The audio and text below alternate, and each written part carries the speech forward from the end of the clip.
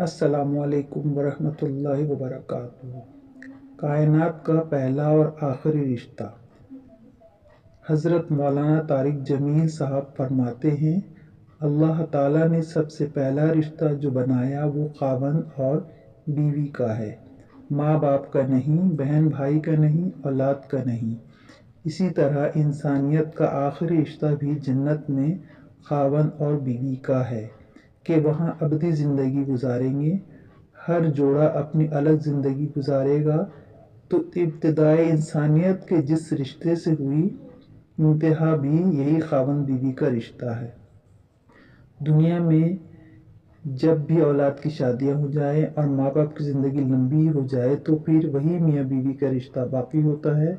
बेटियाँ अपने घर में और बेटे अपनी ज़िंदगी मसरूफ़ हो जाते हैं, तो आखिर में यही खावंद और बीवी का रिश्ता रह जाता है।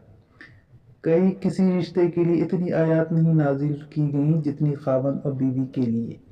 पूरी सूरत और सैकड़ों आयत। माँ बाप के लिए चंद आयत हैं, औलाद के लिए चंद आयत हैं, रिश्तेदारों के लिए चंद आयत हैं, लेकिन खावंद और बीवी के लिए सैकड़ों आयत हैं।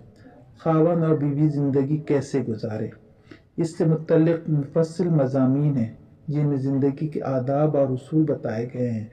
खावंद बीवी के मुतल्लिक़ अहकाम को दो वजह से फैलाया गया है, एक इस रिश्ते की अहमियत, दूसरा इसकी नज़ाकत। मियाँ बीवी के रिश्ते की अहमियत ये है कि ये माशरे की बुनियाद है। अगर ये हिल गई तो सारा माशरा हिल जाएगा। ये दो ऐसी इकाइयाँ हैं जिससे सारे अदद वजूद में आते हैं। और इस रिश्ते की नज़ाकत इसलिए है कि कोई रिश्ता टूटता नहीं, बाप बेटे का, बहन भाई का, लेकिन खावंद बीवी का रिश्ता एक बोल से टूट जाता है।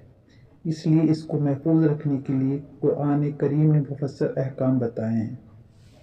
हमारे बरसग़ीर का माहौल मुश्तरका फैमिली का है। माँ बाप, बच्चे वगैरह सब इकट्ठे रहते थे। ये सिस्टम किसी ज़माने में अच्छा था जब अखलाक भी थे और तहजीब भी थी।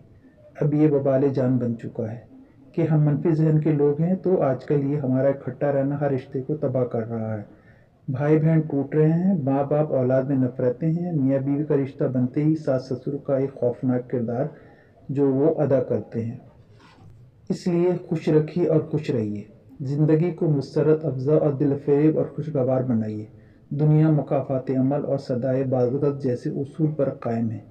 आपका नरम रवैया, उम्दा सलूक और अच्छा बर्ताव आपको हर दिल अजीज़ बना देता है। दूसरी बदज़बानी, तुश रवि और उखड़ापन आपको दिल में नहीं दिल से उतार सकता है। इसलिए हम सबको चाहिए, चाहे वो खावंद हो चाहे वो बीवी हो, अपने शरीक हयात के लिए ख़ास सही नीयत, साफ तबीयत और इत्वा शरीयत के जज्बे से उनकी हम हर चीज़ का ख्याल रखें। शरीक हयात के लिए ज़बाइश का इख्तियार कीजिए। शरीक हयात के लिए खूबसूरत नाम का चुनाव कीजिए। खूबियों की कदर कीजिए, गलतियों से सिर्फ नज़र कीजिए। शरीक हयात को देखकर मुस्कुराइए, शुक्रिया अदा कीजिए। शरीक हयात को खुश रखें, आराम का ख्याल रखें, मज़ाह कीजिए, बेहतर बनने की कोशिश कीजिए। शुक्रिया।